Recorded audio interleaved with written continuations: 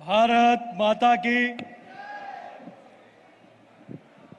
अरे भैया जोर से बोलो जरा, जो तौर है दुनिया का उस तौर से बोलो।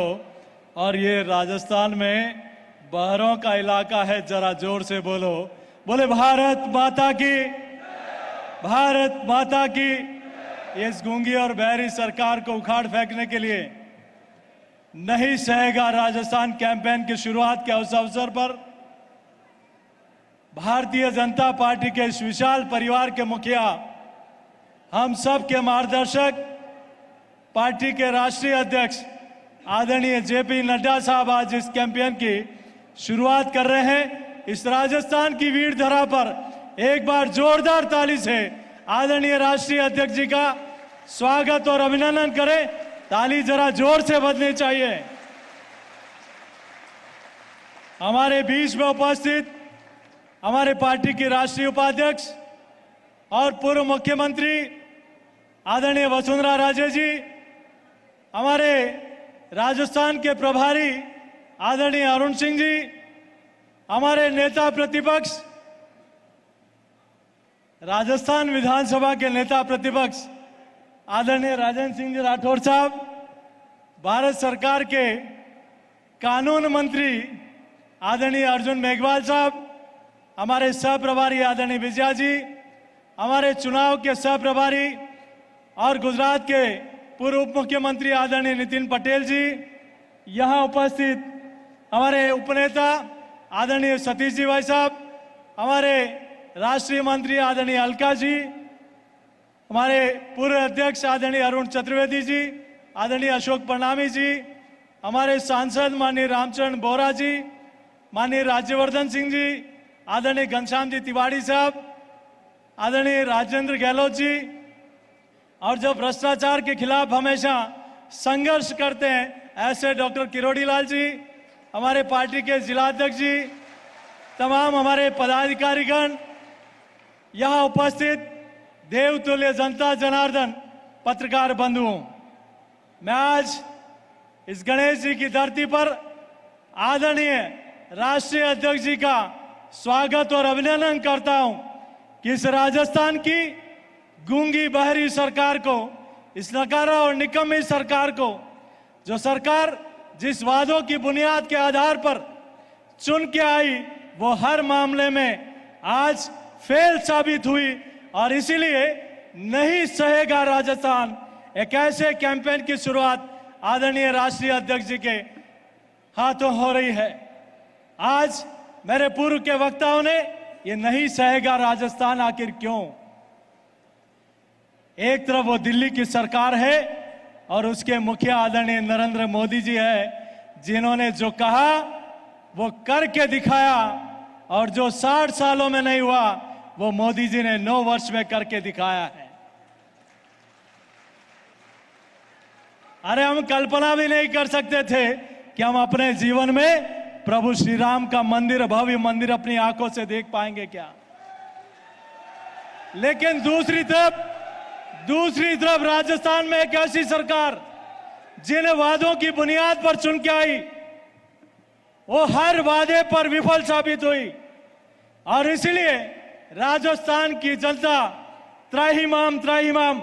जब आश्चर्य होता है कि अलाकमान को मुख्यमंत्री पर विश्वास नहीं, मुख्यमंत्री को अपने मंत्रियों पर विश्वास नहीं, मंत्रियों को अपने विधायकों पर विश्वास नहीं, और इस सरकार पर राजस्थान की जनता का विश्वास नहीं।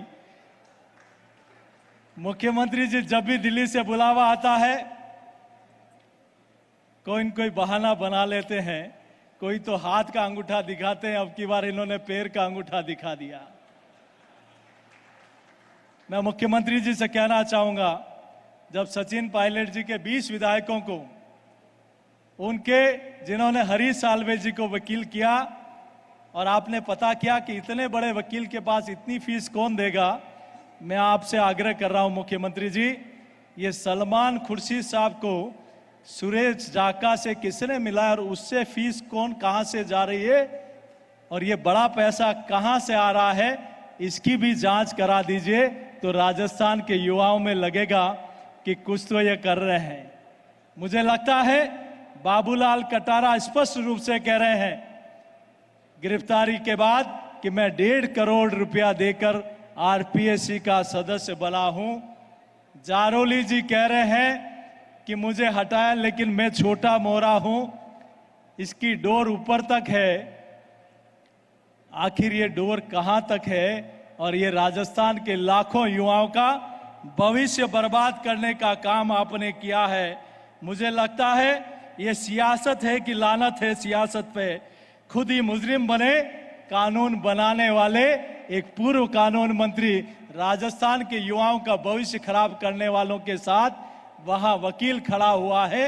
अच्छा होता अगर ये वकील राजस्थान के जयपुर में बम ब्लास्ट वालों के लिए खड़ा कर देते तो राजस्थान की जनता थोड़ा विश्वास करती आपके ऊपर।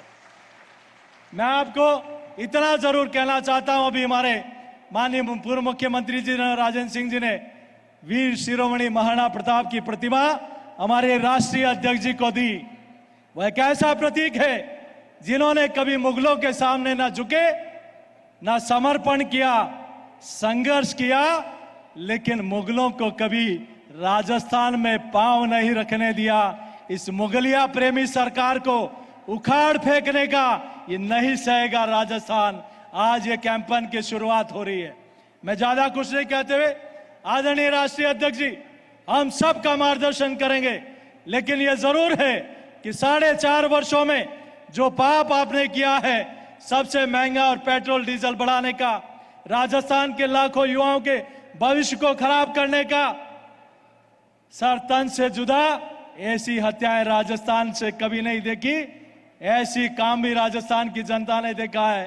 किसानों का वादा खिलाफी होते हुए भी देखा है।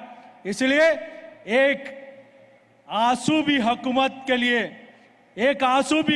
के लिए खतरा है।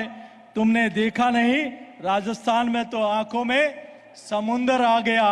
ये चीख आपको दिखाई नहीं देती उस कन्हैयालाल पारीक की, जिसने आत्महत्या कर ली और पिता को कहा कि आज मैं आत्महत्या कर रहा हूं, पिताजी मैं आपके सपनों को पूरा नहीं कर पा रहा हूं। और ऐसे हजारों लाखों लोग, वो कन्हैयालाल कड़ेल जिन्होंने लाइव आत्महत्या कर ली कि मुख्यमंत्री जी आपने हमारा कर्जा माफ नहीं किया, ये नहीं सहेगा राजस्थान। उस बात का है और इस बात के आदरणीय साक्षी राष्ट्रीय अध्यक्ष जी हैं, आपके हाथों इसकी शुरुआत हो रही है। और ये विश्वास है कैंपेन हर गांव और चौपाल तक जाएगा। युवा वाहन रैली निकालेगा। किरोड़ी लाल जी को एफआईआर लॉन्च कराने के लिए सड़क पर बैठना पड़ा। ये कहते हैं कि ऑनलाइन एफआईआर लॉन्च करा दो, एक सांसद को सड़क पर बैठना पड़े एफआईआर लॉन्च कराने के लिए। ये कौन सी दोहरा चाल है आपका? लेकिन अब जनता आपका चाल और चरित्र समझ गई है। इस राजस्थान की नकारा और निकम्मी सरकार को उखाड़ के फेंकने के लिए मैं मुख्यमंत्री जी के लिए एक अंतिम बात कहते हुए अपनी बात को समाप्त करूंगा। अरे थोड़ी बहुत भी इंसानियत होती तो आप स्वयं इतने काले कारनामों के बाद कुर्सी छोड़ देते। अरे कुर्सी है तुम्हारा, यह जनाजा तो नहीं। कुछ कर नहीं पाते तो उतर क्यों नहीं जाते? अब ये जनता उतारने के लिए बैठी है। मित्रों, यही कहते हुए मैं अपनी बात को समाप्त करूंगा और माननीय प्रधानमंत्री, माननीय राष्ट्रीय अध्यक्ष जी को विश्वास दिलाते हैं कि ये जन जन ने ठान लिया है। राजस्थान की इस वीर धरा पर राजस्थान के करोड़ों जनता ने ये ठान लिया है कि इस राजस्थान की इस मुगलिया प्रेमी सरकार को, इस निकारा और निगम्मी सरकार को उखाड़ के फेंकना है। तैयार है हम सब लोग? तो उठाए दोनों हाथ और जय घोष करें, बोले भारत माता की, भारत माता की। बहुत बहुत धन्यवाद।